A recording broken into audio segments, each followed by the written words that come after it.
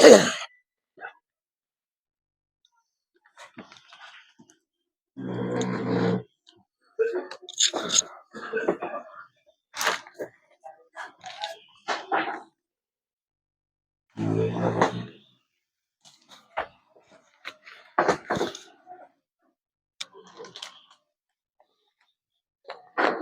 morning mga kalaro. Narito na naman tayo para maglaro tayo sa ating kusina. Medyo nalipasan tayong 2 days. Oo, ito na nga, sabi ko sa inyo. May surprise akong kaya natanggal yung aking biguti. Ayan, pinakasal ko yung aking bunso. Doon namin ginanap sa ano ba yun? Santo Niño de Cebu ng Binyan. Doon ikinasal yung anak kong bunso. Tapos doon na rin sa Santa, ano ba yun? Anong binyo na yun, ma? Isabel? Santa Isabel? Yung binyo ni Italia, Santa Isabel ba yun? Oh, may Isabel yun eh. Resort Santa Isabel lang tinuloy ng aming binyo. Ayan, mayroon akong mga anong kaunting ipinos. Hindi ko maipos lahat kasi siyempre hindi mo natin ngayon ang ating lulutuin dahil ilang araw tayong hindi nagluto at saka marami pang mga tira-tira eh. Kaya magsisigang lang tayo ng baboy. Ito, mayroon akong good for 4 to 5 servings lang ito. Kaunti lang kasi mayroon pa kami marami pa kong ulam rito. Isisigang natin siya sa original na sampalok. Pero masarap sana ito, may gabi. Kaya ginawa ko, bumili na lang ko ng gabi. Ayan, bumili ako ng gabi. Ang ating gulay sa sinigang, bali 1, 2, 3, 4, 5, 6, 7. 7 klase ang ating gulay. Na una nilagay natin ay kamatis, sibuyas, labanos, okra, sitaw, gabi, kangkong. Ayan. Pag tayo nagsisigang sa ating mga baguhan, masarap ang sinigang na may gabi. May nabibili rin nitong sinigang na may gabi, may nabibili nito. Pero kung wala, original na ko, bili mo kaya bunga ng sampalok. Kasi marala, no, sa medyo mga probinsya, usong-uso ang bunga ng sampalok. Ang huwag mong kakalimutan, ang gabi. Isabay mo sa baboy, pag lumambot na siya, durugin mo. Pag nadurog mo na, ihalo mo sa sabaw, maputing sabaw at masarap ang lasa ng sinigang na may gabi. Yan ang tekniko sa aking sinigang. Laging mayroong gabi. Titimplan mo ng asin, ginisa mix, at kaunting patis. Ayan, ang sarap na ng kain mo sa sinigang na baboy. Dahil may sabaw tayo, paparisa naman natin ang torsilyo. Ito. Ang ating torsilyo, ayan. Torsilyo. Sa Bicol ay titso. Titso sa amin ito sa Bicol. Grupo itong isda na ito. Nung araw, pag nasasabugan ng isang dinamita, dami yun. Ngayon, wala na nagdidinamita sa probinsya. Marami ng Coast Guard nagbabantay sa karagatan natin. Gagawin naman natin dito sa torsilyo, fried fish. Piprito natin kasi may sabaw. Iyan ang ating gagawin sa ating isda. Simple lang ang ating ipapares. Bali, halos kalibil lang ito ng matambaka, alumahan. Halos magkakalibil lang ito. Basta ang pinaka-bababang uri natin ay galunggong. Kaya, babasa tayo ng message.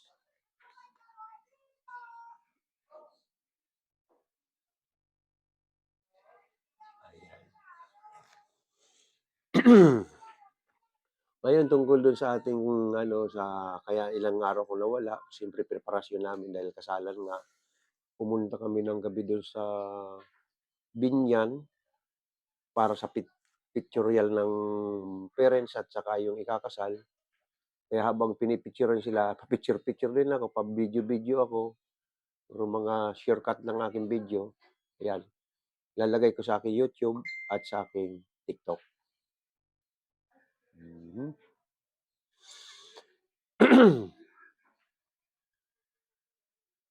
Sa 4 na babae, 3 ang nakasal sa pari.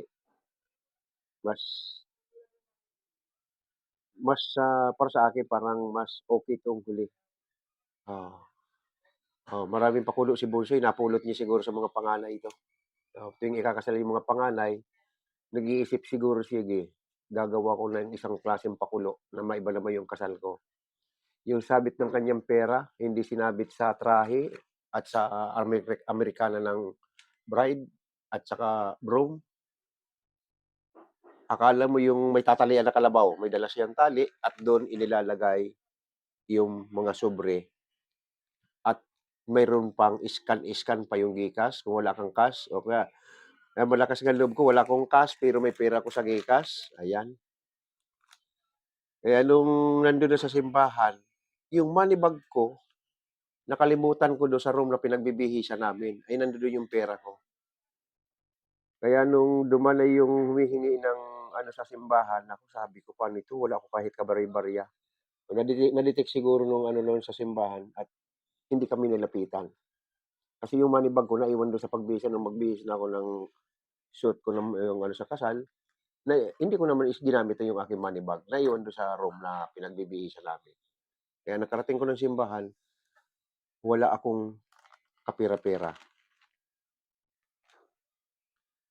Okay, bago natin tuloy itong ating pagsasalang, magbasa muna tayo. Ito na, dito na tayo sa kusina, magluluto na tayo.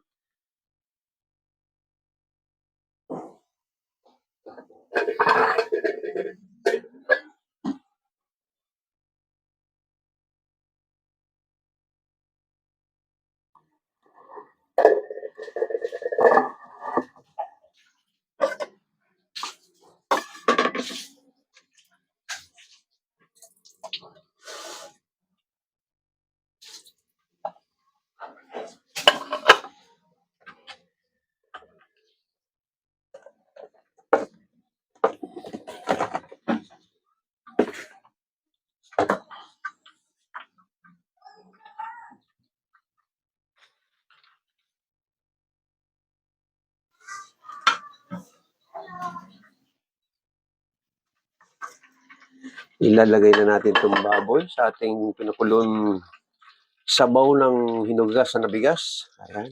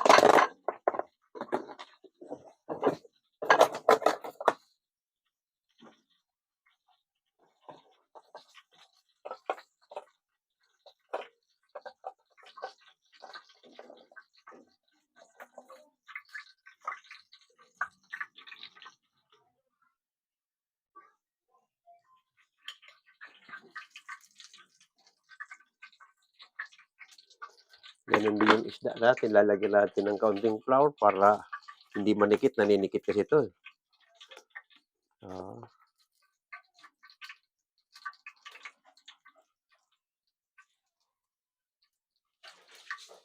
Ayan, lalagyan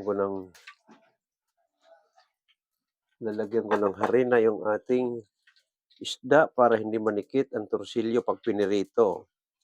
Subok ko na ito. Pag pinirito mo yan, lahat yan magdidikitan kahit mainit na.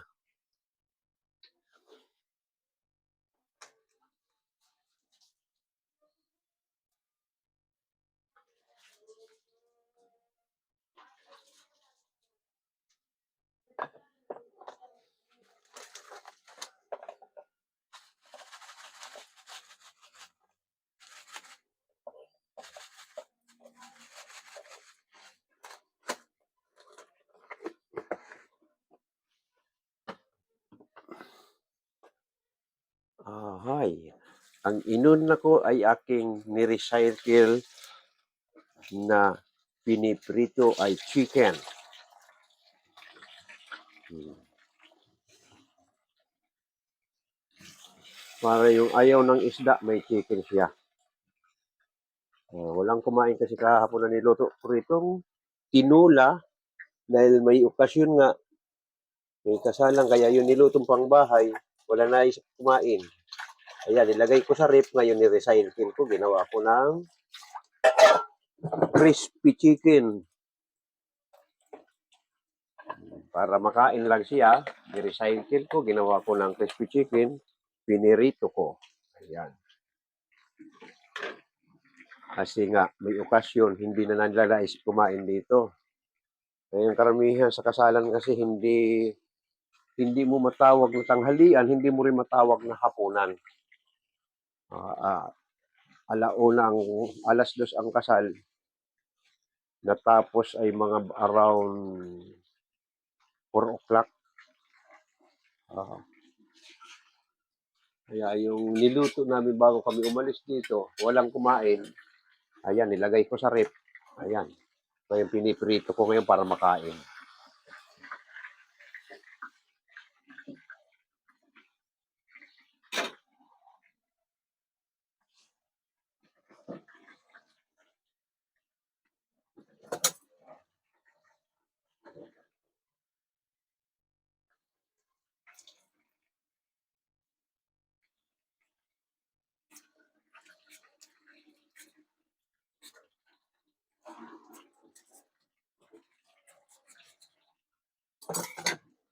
Yung ating gabi, sinasabay ito sa baboy yung ating gabi para palambutin at durugin sa sabaw.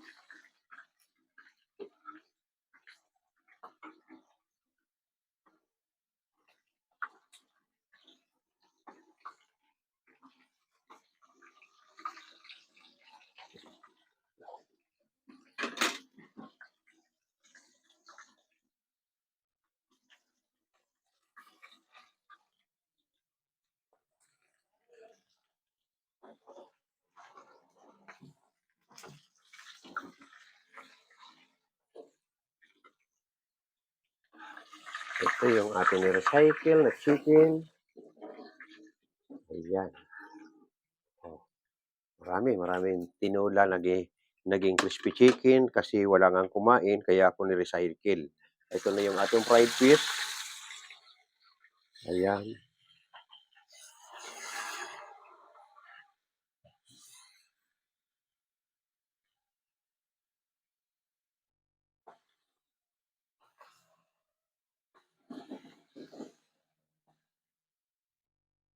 Layo-layo. Kasi pag tabi-tabi yan, didikit yan. Ganyan ang torsilyo pag pinirito. Mahirap iwasan na hindi didikit. Maninikit talaga, naninikit ang torsilyo pag piniprito.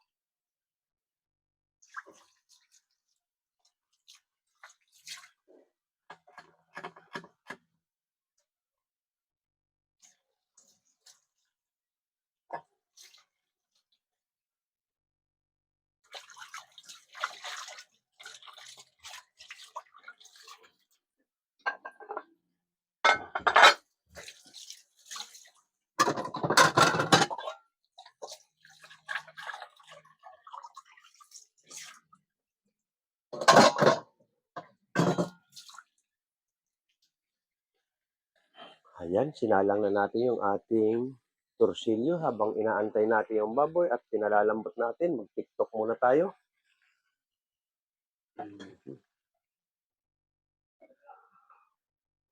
Eto na, tapos na yung ating pritong isda. Isusunod naman natin 'tong sinigang na baboy. Okay, malambot na yung baboy, dinurog na natin yung gabi. Pag ako nag-ano ito, dinurog ko na yung gabi, ayan. Oh. Ang sabaw niya, pag nilagay mo ganyan, lalong puputi yan at sasarap ang lasa. Ayan, ayan. Lagay na natin yung gabing dinurog, ayan. Lagyan natin ng pang-asim. Lagay na natin lahat-lahat ang gulay, sitaw. Ayan.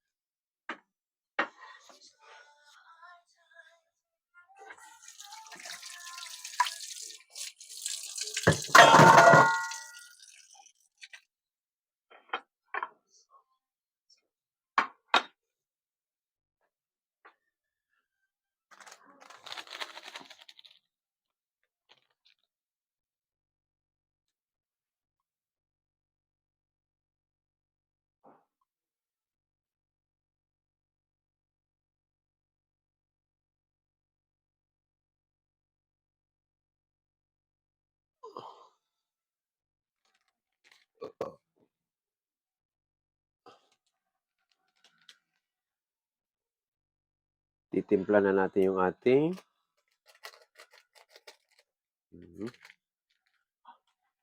huwag masyadong maasim, ayaw nila maasim, original pa naman 'to. Original na pansigang. Kaunti lang ilagay mo nito, maasim na.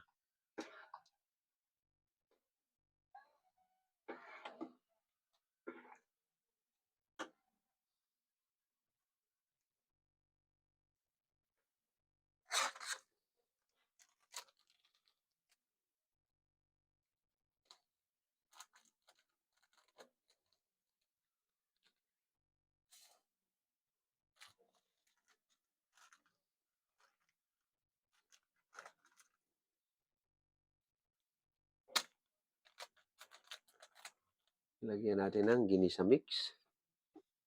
Ayan.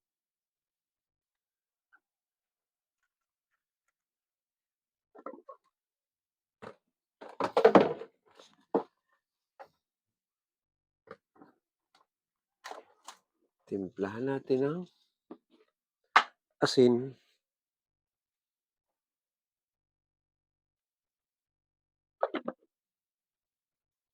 At lagyan natin ng patis.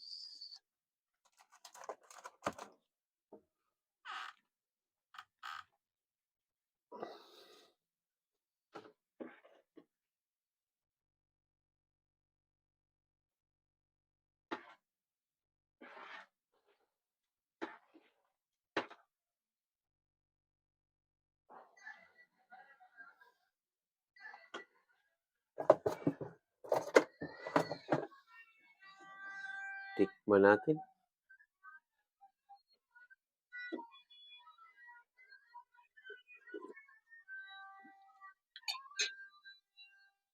Okay na. Ating sinigang.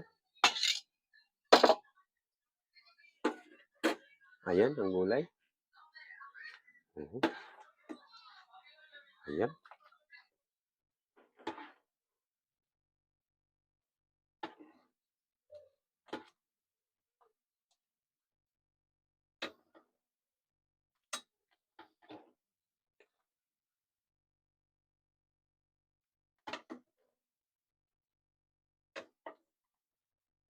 Ayan.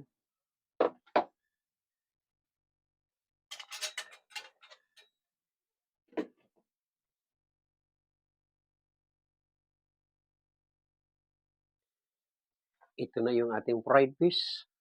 Dali na natin sa layunin.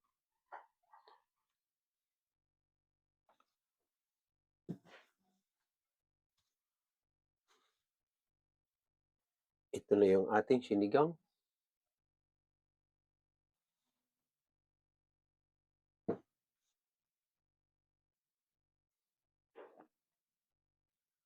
Punta na tayo sa dining.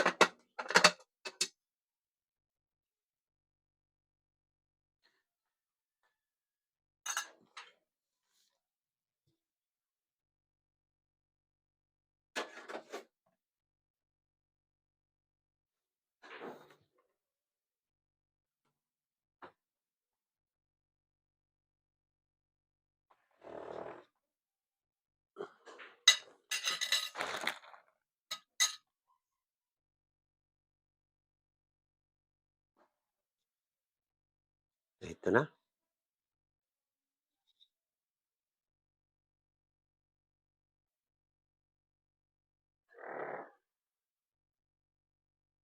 Ito na yung ating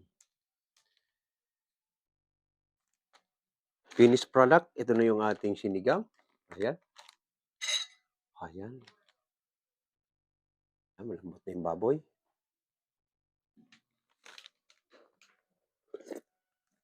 Sarap na sabaw, migop. May tunog pa. Ito yung ating torsilyo. Tamang-tama lang pala, akala ko na sunog ng may nakipag-join sa TikTok. Lambot, oh. Sarap, malinamnam ang prito.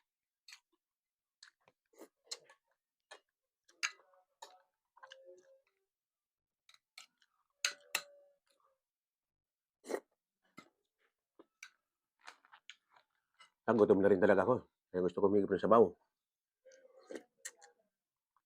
Sarap. Humigop ng medyo nalasing kagabi.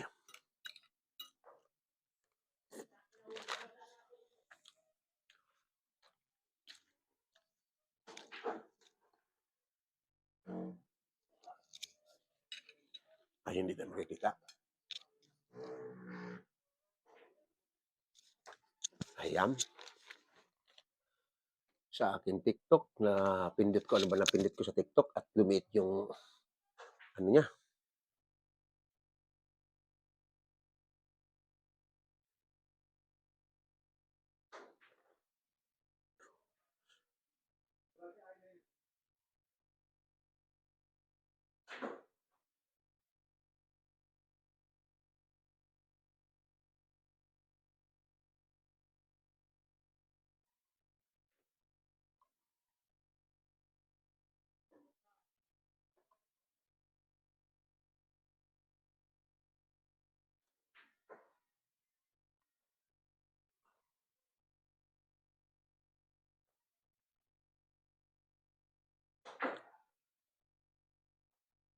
Hindi ko masyado makuha ang napindot dito. Lumiit yung aking TikTok. Kain muna tayo, kain.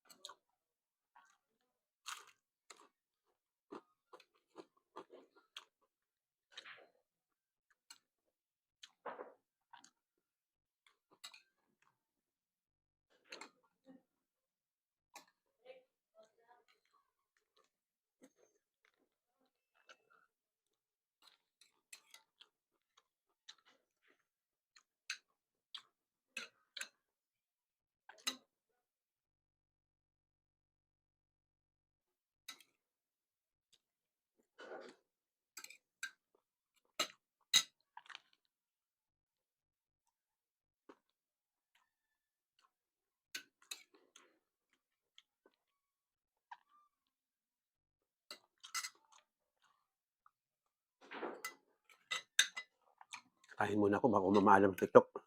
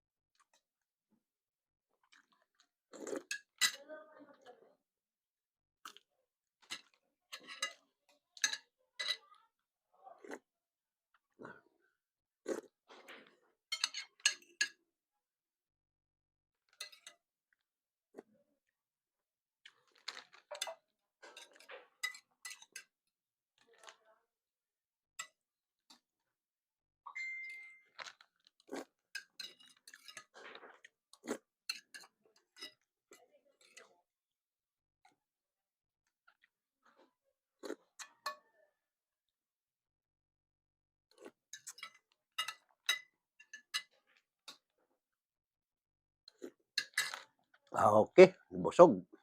Nagutom talaga ako, nabusog tinapos ko muna bago kumain. Okey, sa aking mga taga-subaybay diyan, maraming salamat ulit sa inyo.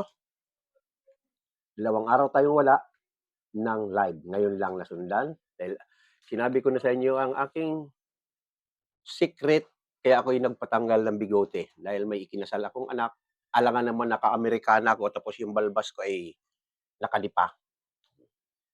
Kaya ayan makikita niyo at, dina-download ko na yung ibang mga picture ko, ayan. Maraming salamat uli sa aking mga taga-subaybay. Huwag nating kalimutan pindutin ang subscribe button at like. Maraming salamat at bukas natin ulit susundan.